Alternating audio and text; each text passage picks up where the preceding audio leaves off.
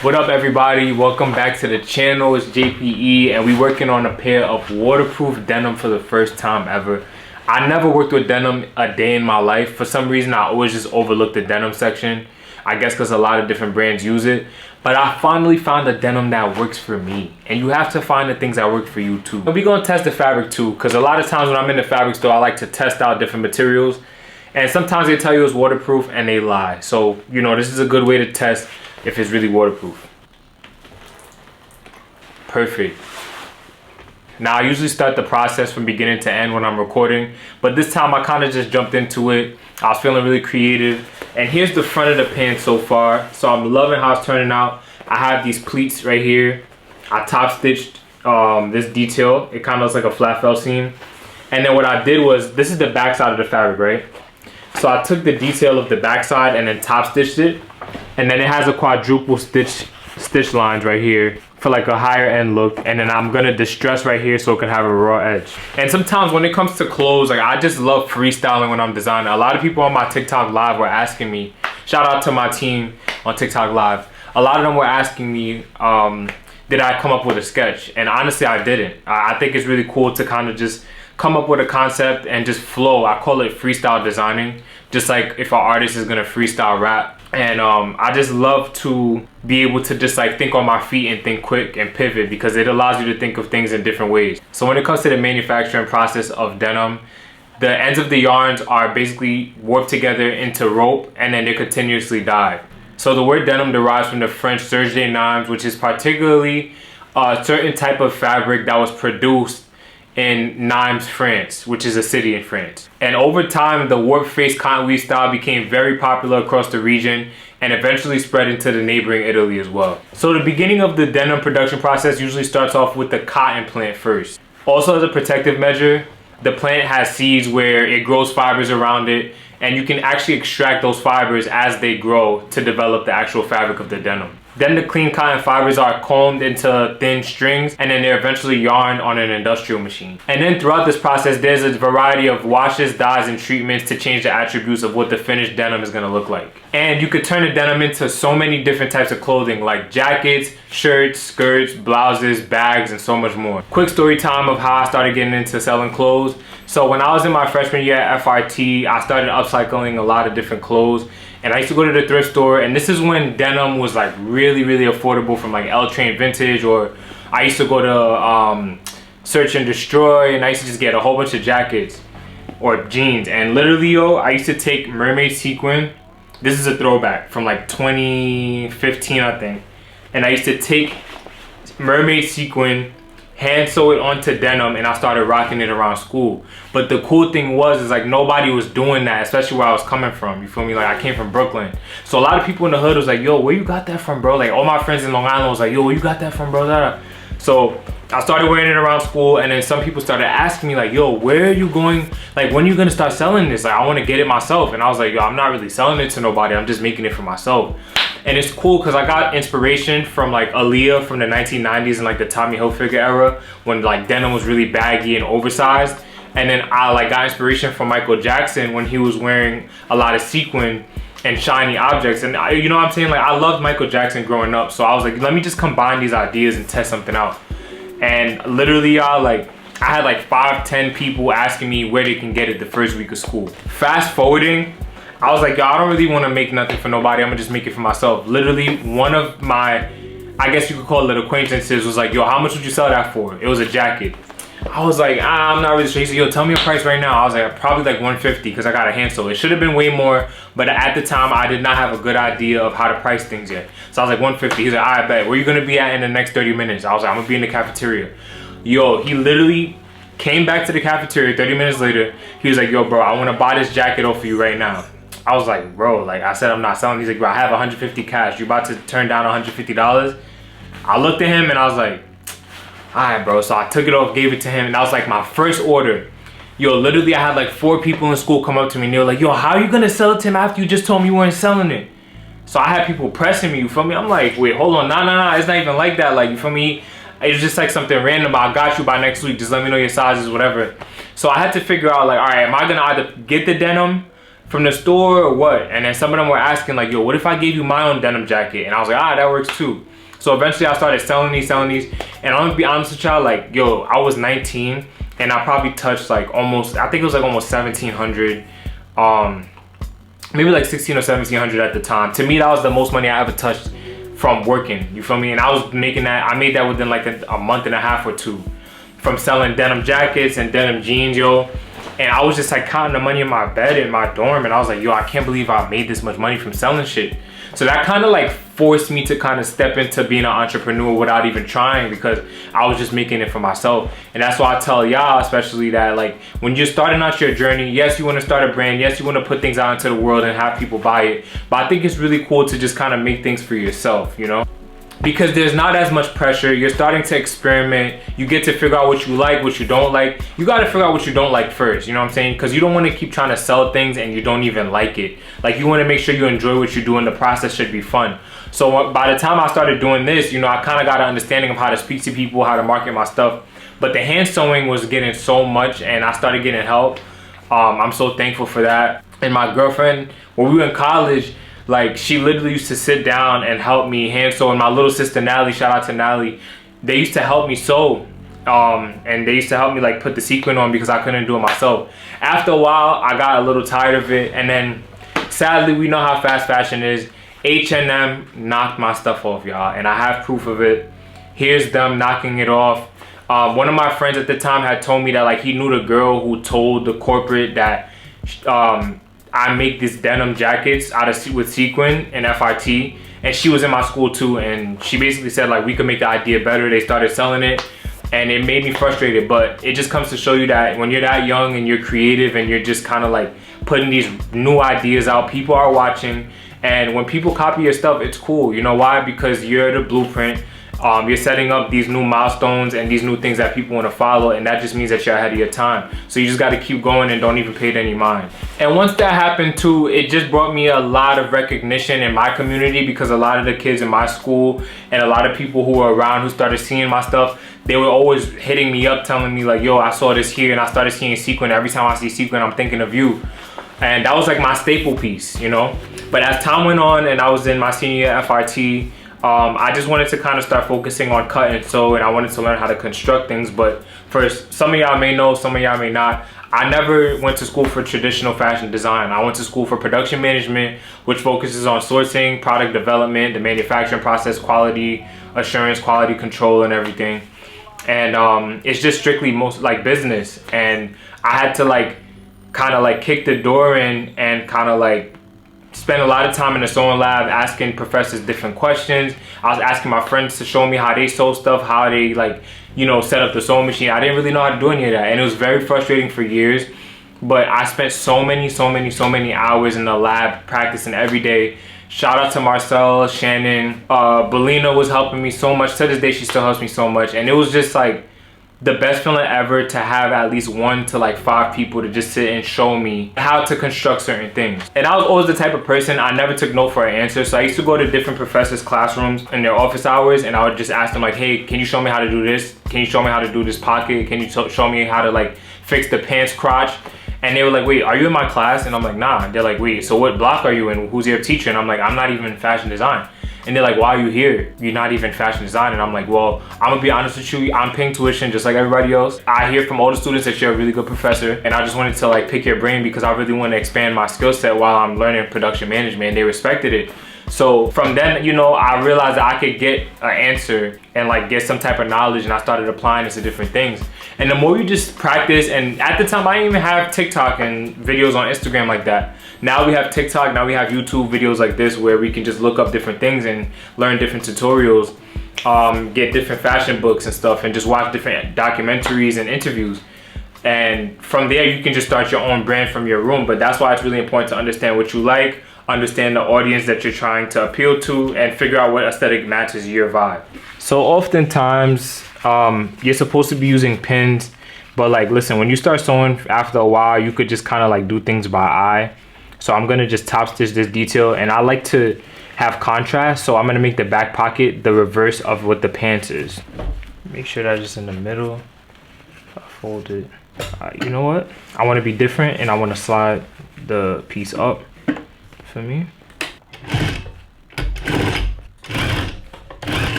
So right now I'm just doing like a quadruple stitch that I showed y'all on the front of the pant, and I'm just doing it on the back pocket so I can carry out the same technique. And like I said, I didn't sketch this out. I just kind of like had this concept because I love Carhartt jackets and Dickies, and sometimes they use like triple top stitches at the seams, like when they do their flat felt seams. So I just wanted to test out doing 4 and challenge myself, and that's why it's good to challenge yourself sometimes. If you want to learn how to sew a back pocket, it's really easy. You just fold the top over twice, or you could serge it and then fold it over once. Next, you're going to just top stitch on the outside of the pocket. You could top stitch as many times as you want, but for me, I did it 4 times. I learned how to distress denim when I was in high school. I used to use a pair of scissors, or I used to pull the threads with my fingers. This is also a really good DIY project to start off with things in your closet. Darts are usually used to bring the garment closer to the body, so I added darts to make the pants have a more fitted look in the back. If you ever want to make your pants smaller, darts are a great way to bring them in. I added 2 darts at the waist, and you have to easily distribute them so each dart is 3/8 of an inch. Yo, and make sure that you back tack because you don't want your darts to come undone. After sewing it from the inside, I make sure I top stitch it on the outside so that the dart can lay flat. When it's time to put the back pocket on the pant, make sure that it's lined up properly because sometimes the pocket can definitely slant. Ah, damn it. My needle broke, guys. Fuck. Y'all are a witness. My needle broke just now. And I'm mad annoyed, yo, because it's like when you in a creative flow and then all of a sudden it just breaks, you gotta replace the needle. I already broke 3 needles in the past like 2 weeks. Damn, man. I highly recommend that you use pins when sewing because it's really easy for the pocket to shift. After a lot of practice, I've been able to sew back pockets without using any pins, but it's always good to make sure you do it right. I also usually back tack on my pocket corners, and once you get to the bottom, you just turn the fabric while the needle is inside to pivot the garment as easy as possible. What's up, y'all? We taking a little break real quick, a little intermission. A lot of people have been telling me that they've been feeling drained, they've been feeling tired, they've been feeling out of it, including myself. But I just want to let y'all know that this is a very big transitional period. There's a lot going on in the world. And I just want to remind y'all that it's really important to just take time to yourself to just wind down and chill out, yo. Don't put too much pressure on yourself. We're not robots, you know what I'm saying? Like, we can't always go 100 miles per hour at all times, and we have to be kind to ourselves, especially going into the new year. The new year's coming up fast, and I just wanted to also share saying with you that I just recently heard, and here's how it goes. So people say that trees tend to die when the summer's coming to an end and it's transitioning into the fall, right? But essentially they're not really dying when the leaves are falling off. Their roots are actually getting stronger so they can ground themselves for the spring season so that they're able to blossom and be stronger and withstand the cold winter. And I kind of look at humans like that too, where, you know, on the exterior we're shedding so many emotions and we're shedding so much and it feels very heavy, but that's because we're grounding ourselves so that we could be stronger for next year. And I just wanted to tell y'all, you know, that like it's really good to journal your emotions, to share your thoughts with people that you care about or anybody that you confide in, and kind of just let a lot of heavy things in the past go, because when you're evolving into the new person that you want to become, you have to let certain things go. And this is a good season to also get rid of things from your closet.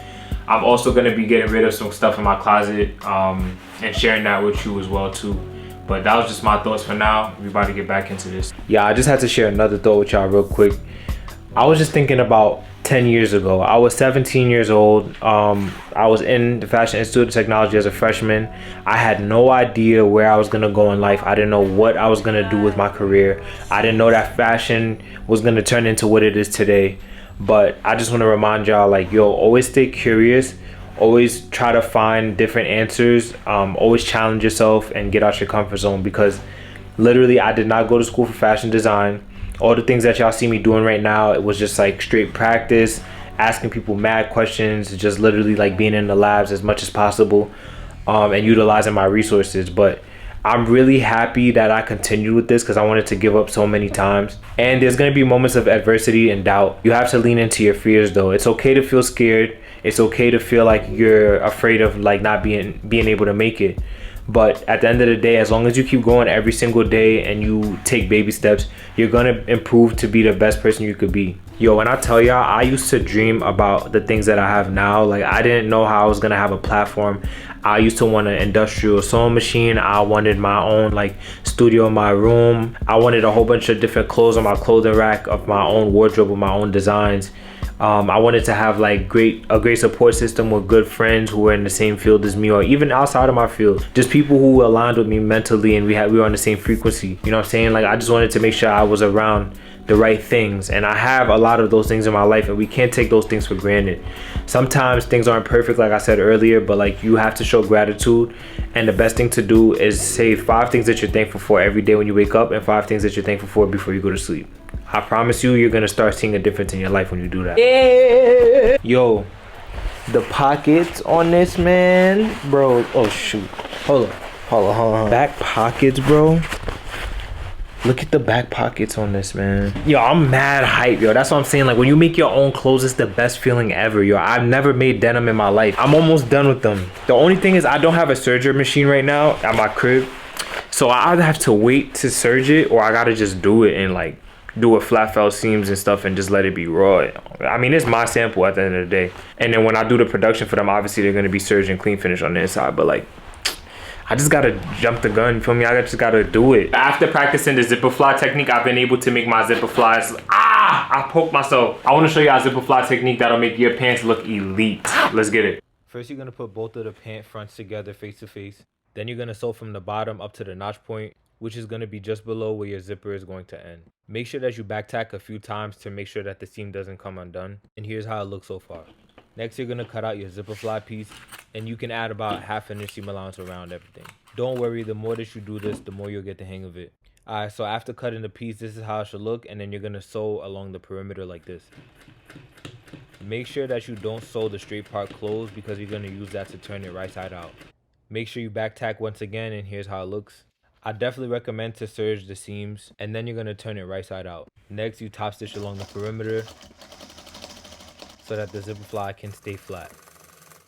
And remember to back tack. Next, you're gonna take the front of the zipper and attach it to the front side of the right pant. Make sure you leave space for the seam allowance on the waistband, because you don't want the top of the zipper to get caught. So here's how the zipper looks so far. Feel free to top stitch it a second time to solidify the zipper. So next, you're gonna take the zipper fly extension and then top stitch it on top of the zipper and the front side of the right leg. And to get an idea, this is how it's supposed to look. I usually sew about 1/4 inch. And here's how it turned out. Next, you're gonna create another zipper fly extension, and you're gonna do the same exact thing as you did with the other one. Sew around the perimeter and put the fabric face to face. Remember to back tack at the beginning and the end of the seam. I also recommend trimming the edge because the fabric can get kind of bulky. This time, you're not gonna sandwich the zipper in between. You're gonna top stitch the zipper fly about 1/4 inch. After top stitching, you're gonna fold it over and sew it at the edge on the front.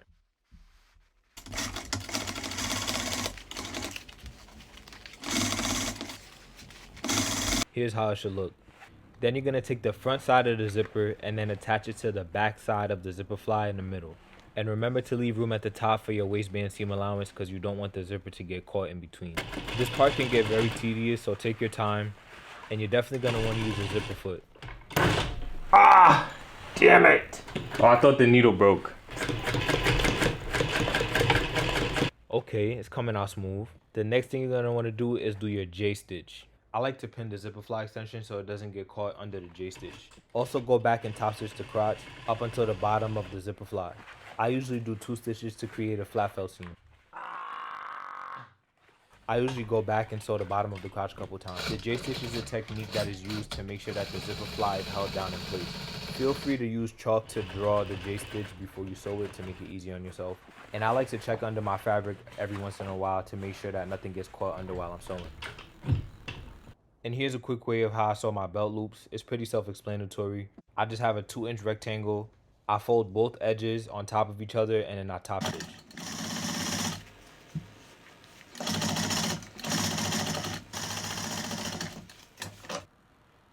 A lot of people also enjoyed the side pocket tutorial that I have on my Instagram and my TikTok. And here's the final result of my waxed denim jeans. They have a loose fit, semi-baggy silhouette with pleats at the knee, water repellent. They're really cozy for the winter, and they could be styled in a whole bunch of different ways. But the color is immaculate, and all the hard work definitely paid off. I'd love to hear your thoughts on the whole entire process. Please feel free to comment any other ideas or tutorials that you want me to cover. Like, comment, subscribe if you haven't already, and follow me on my socials to get more in tune with me. I'm already excited to expand on this creative journey with you, and let's continue to end off the year strong.